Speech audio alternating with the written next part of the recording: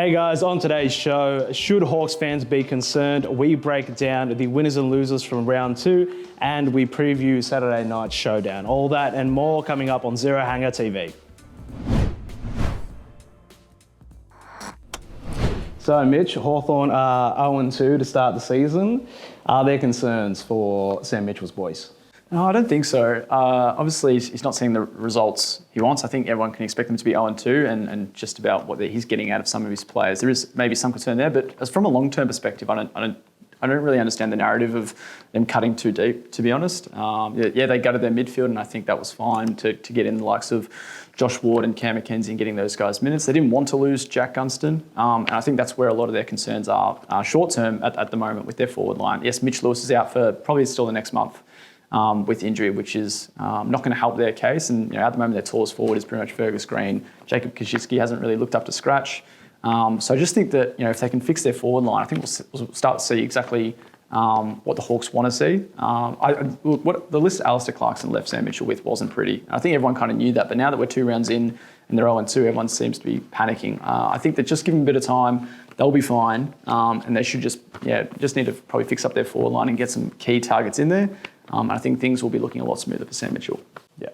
Yeah, it's pretty early days, isn't it, round 2? So now I'm moving on to the winners and losers from round 2, and one of the major winners, Nick Dacos. Yeah, more so I think just him being able to shake the tag. Lockie Jones probably didn't have the hardest tag on him throughout the match, but he was just fantastic again, Nick Dacos. And I think there were a few questions going in on will they tag, won't they tag, and if they do, how can he shake it? And it was so effortless for him, just running all day, extra efforts to get that second kick or second handball, and a few nice goals in there as well. So, absolutely fantastic effort for him. Another one is also Collingwood's forward line and their depth. They get Jack Ginnivan back from suspension this week. Hard to see where he fits in. Bobby Hill flying, him pairing up with Jamie Elliott's been absolutely fantastic. Bo McCreary, that nice pressure forward. They've got a great mix between those three as their small forwards.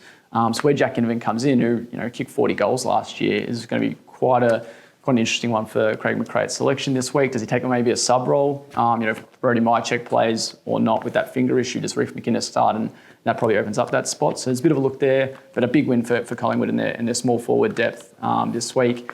And the other one as well, North Melbourne's Brownlow drought. Could it be over this year? Ross Glendinning, the last to win it in 1983, the longest Brownlow drought for any club at the moment. And Luke Davis-Uniacke certainly on course. And we'll touch on that in a bit in our MVP discussion, but that's certainly a big win for the Roos as well. Yeah, he's looking pretty good. Some exciting times. So now moving on to the losers. Yeah, a few losers this week, and more just from a round 2 lens. I'd say the Fremantle recruitment of Luke Jackson is certainly gaining some discussion just with his lack of, aerial prowess and obviously all the reasons they brought him over. It's obviously impacting Sean Darcy's game as well. So those two had a night to forget against the Roos on Saturday. A few other ones, some off-base booing from Pies fans for Jason Horne-Francis. I know they're a passionate group, and both coaches were, I think, a bit bemused by that as well. But probably just a bit of a loser for this week.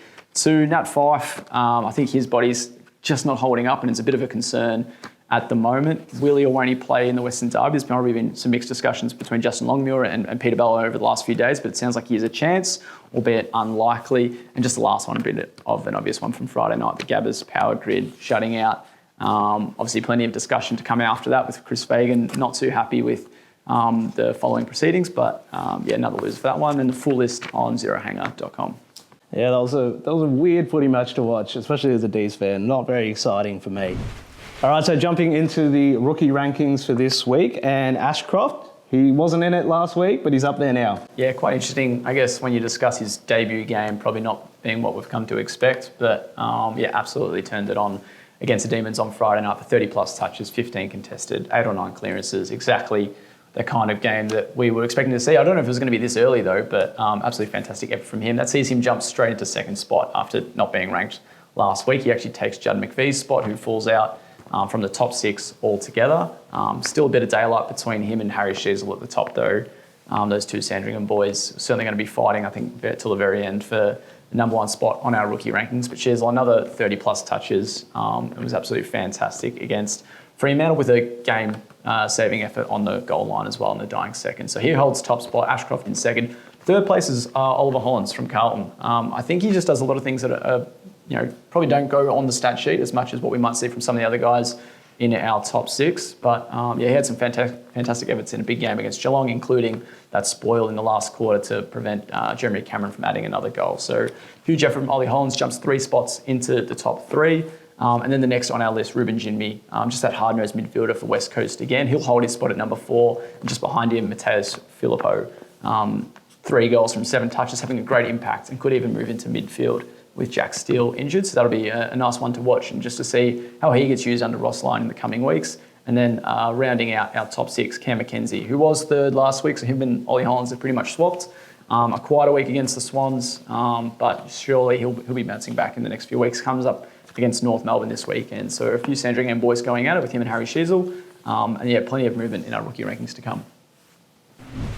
And now looking ahead to the showdown on Saturday night. Not going to want to lose this one if you're one of the coaches. Yeah, obviously there's going to be a lot to play out in this game, bigger than what the occasion always is, I think, for Ken Hinkley and Matthew Nicks. Adelaide lose. Matthew Nicks is sitting at 0-3 in, I think, year 4 of a rebuild. So that's some bit of a concern. I don't think they were probably going to be favourites against the Tigers, albeit at home. But that GWS one is one that's going to cost them. So if they slip to 0-3, that's going to be a bit of a worry for Adelaide just in the early rounds of this season. And on the flip side, Port Adelaide, if they slip to 1-2, it sounds a lot worse than 2-1. They didn't really show up against Port Adelaide. Ken Hinkley, obviously, against Collingwood, I should say. Ken Hinkley kind of admitted that Collingwood were the far better side, and it certainly looked it. But another loss here and to Adelaide would certainly see them slipping after a really strong round 1 showing.